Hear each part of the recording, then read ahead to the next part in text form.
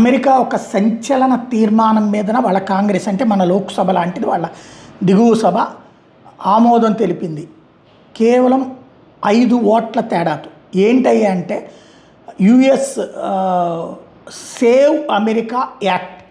దీని ప్రకారం అమెరికాలో జరిగే ఎన్నికల్లో సిటిజన్షిప్ కార్డు, ఓటు కోసం అమెరికన్ పౌరులే అన్నటువంటి ఓటర్ ఐడి కార్డు ఉండాలి. ఇప్పటిదాకా అక్కడ లేదు, ఎవరికైనా వచ్చేస్తూ ఉందన్నమాట. దాంతో ఇతర దేశాల వాళ్ళు కూడా దుర్వినియోగం చేస్తున్నటువంటి పాయింట్ నేపథ్యంలో సిటిజన్షిప్ ప్రూఫ్ ఖచ్చితంగా చూపించాలి ఓటు వేసేటప్పుడు. అప్పుడు మాత్రం ఓటు వేయడానికి అనుమతించేటటువంటి విధానాన్ని తీసుకొచ్చారు. అంటే మరి ఓటర్ ఐడి కార్డు కూడా సృష్టిస్తారేమో తెలియదు, అట్లాగే ఇస్తారేమో తెలియదు.